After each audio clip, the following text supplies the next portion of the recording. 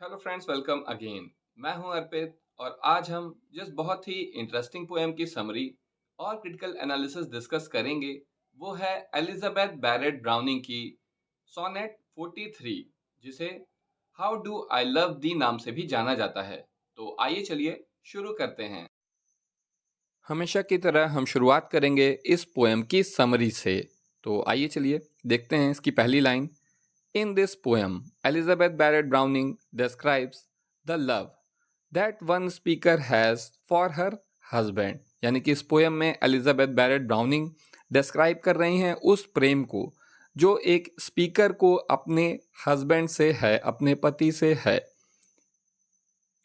How much do I love you, मैं तुमसे कितना प्यार करती हूँ।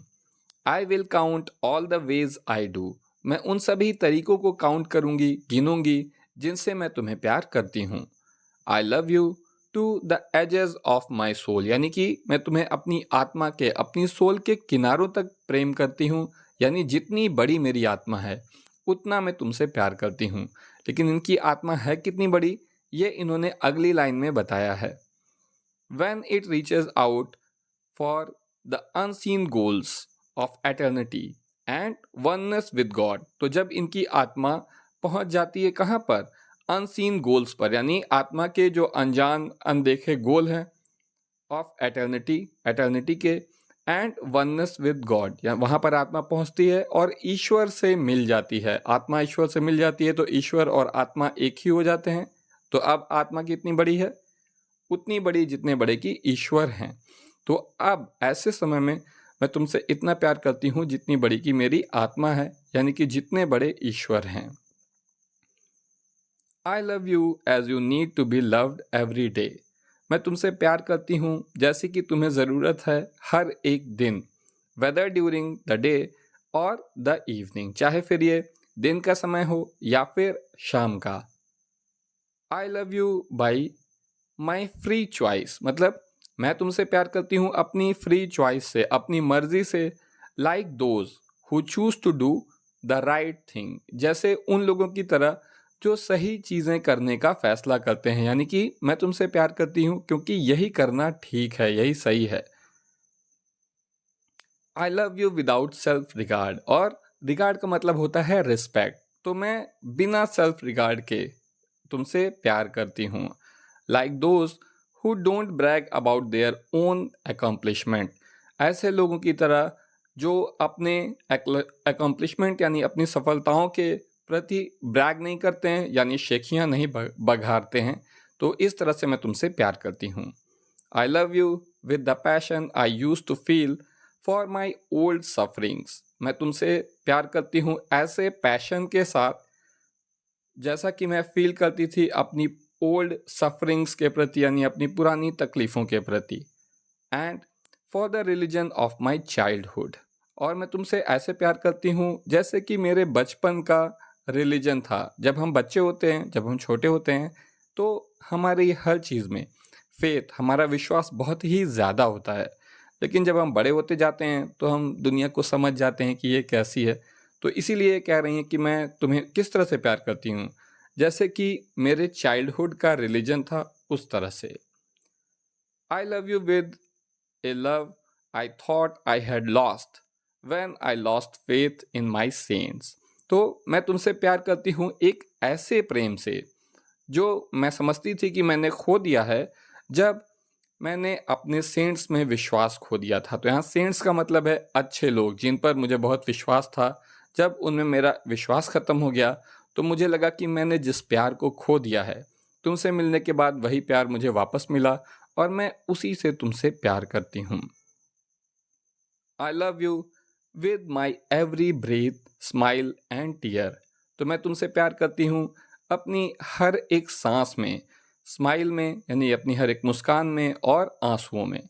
And I will for the rest of my life, और मैं ऐसा करूँगी अपनी बाकी की सारी जिंदगी। And if God brings us to heaven, और अगर ईश्वर हमें हेवन में, स्वर्ग में जगह देते हैं, वहाँ हमें ले जाते हैं, I will love you even more in the after life, तो आफ्टर लाइफ में यानी डेथ के बाद मैं तुमसे और भी ज़्यादा प्यार करूँगी। तो दोस्तों, ये थी इस पोएम की समरी। अब हम इसका क्रिटिकल एनालिसिस देख लेते हैं और शुरुआत करेंगे इसकी थीम से। How do I love the, let me count the ways is her most famous poem. तो ये जो पोएम है ये एलिजाबेथ बैरेट ब्राउनिंग की मोस्ट फेमस पोएम है। तो यहाँ पर आपसे एक रिक्वेस्ट है कि यहाँ जहाँ हर लगा हुआ है तो यहाँ पर आप इनका नाम लिख दीजिएगा, एलिजाबेथ बैरेट ब्राउनिंग। ठीक है, बस इतना ही करना है। आइए आगे देखते हैं। Having first appeared as sonnet 43 in her collection sonnets from the Portuguese. तो ये पहली बार कब अपीयर हुई थी? सोनेट 43 के नाम से पहली बार अपीयर हुई थी उनके कलेक्शन में, जिसका नाम था सोनेट्स फ्रॉम पोर्चुगीज, और ये 1850 में पब्लिश हुई थी, यानी विक्टोरियन एज की पोएम है ये। In how do I love thee, true love is depicted as long lasting and even eternal. यानी कि इस पोएम में ट्रू लव को किस तरह से जो है डिपिक्ट किया गया है, क्या कहा गया है उसे, कि ये लॉन्ग लास्टिंग है, यानी बहुत लंबे समय तक बना रहता है, और बल्कि ये एटर्नल है। एटर्नल मतलब जो कभी खत्म ना हो, जो हमेशा रहे। However, the poem also reveals a tension between love as an attachment to earthly life and the things of this world। और इसके अलावा जो है ये पोएम रिवील करती है एक टेंशन को। क्या टेंशन को? कि लव जो है वो एक अटैचमेंट है अर्थली लाइफ से, यानी इस दुनिया की सांसारिक चीज़ों से, and the things of this world, और ये इस दुनिया की चीज़ है, and love as something that transcends life on earth. और प्रेम क्या है? प्रेम एक ऐसी चीज़ है, कुछ ऐसा है जो कि लाइफ ऑन अर्थ, यानी कि इस धरती पर जीवन को ट्रांसेंड करता है। ट्रांसेंड का मतलब ऊंचा उठा देना या बेहतर, श्रेष्ठ बना देना। तो प्रेम जो है वो हमारी ज़िंदगी को बेहतर बनाता है, ऐसा यहाँ पर कहा गया है। अब हम इस पोएम के फॉर्म को देख लेते हैं। How do I love thee is an Italian Petrarchan sonnet. तो ये पोएम एक इटालियन पेट्रार्कन सोनेट है, which is divided into 2 sections. तो हम जानते ही हैं कि पेट्रार्कन सोनेट जो होती है वो 2 सेक्शंस में डिवाइड होती है। A section of 8 lines called an Octave. तो इसका जो पहला सेक्शन होता है 8 लाइन्स का, यानी 8 लाइनों का जो स्टैंजा होता है उसे ऑक्टेव कहते हैं। And A section of 6 lines called sestet. और उसके बाद जो 6 लाइन का जो है स्टैंजा होता है उसे सेस्टेट कहते हैं। अब हम इसका मीटर देख लें।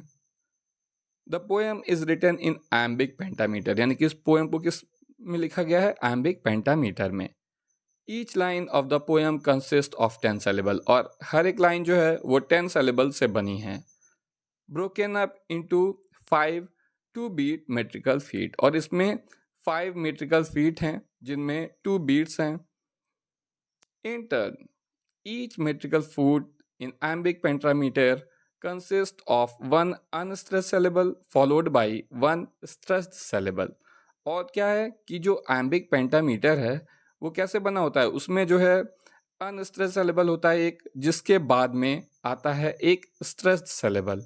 दोस्तों, अगर आपको मीटर और ये syllable वाली बातें समझ ना आ रही हों तो इन दोनों ही टॉपिक पर, मीटर पर और स्ट्रेस्ड और अनस्ट्रेस्ड सेलेबल पर, मैंने वीडियो बनाए हुए हैं जिन्हें मैं डिस्क्रिप्शन बॉक्स में शेयर कर दे रहा हूं उनका लिंक। आप ये वीडियोस देख लीजिएगा तो आपको मीटर और सेलेबल यदि पोएम की सभी चीज़ें अच्छी तरह से समझ आ जाएंगी। ठीक है, तो यहाँ पर इसे इतना ही करते हैं क्योंकि ये दोनों बहुत बड़े टॉपिक हैं, ये वीडियो बहुत बड़ा हो जाएगा। ठीक है, तो आप इसको वहाँ पर समझ लीजिएगा। तो आइए चलिए आगे देखते हैं। सबसे आखिर में हम इसकी राइम स्कीम डिस्कस करेंगे। तो how do I love thee is a Petrarchan sonnet. ये एक पेट्रार्कन सोनेट है। Petrarchan sonnet consist of a rhyming octave followed by a rhyming sestet. और जैसा कि आप जानते ही हैं कि पेट्रार्कन सोनेट में क्या होता है, एक राइमिंग ऑक्टेव होता है 8 लाइन का स्टैंजा, जो जिसे फॉलो करता है 6 लाइन का एक स्टैंजा, वो भी राइमिंग होता है। Rhyme scheme of this poem is, तो इस पोएम की राइम स्कीम क्या है? A B B A C D C D C D. तो दोस्तों ये थी poem how do I love thee. उम्मीद है कि आपको अच्छी तरह से समझ में आ गई होगी। आज के लिए बस इतना ही, और एक अलग वीडियो में हम इस पोएम को लाइन बाय लाइन एक्सप्लेन कर देंगे, तो उससे आपको ये पोएम बिल्कुल क्लियर हो जाएगी। ठीक है, और क्वेश्चन आंसर के हिसाब से ये वीडियो परफेक्ट है। और आज के लिए बस इतना ही। Thank you.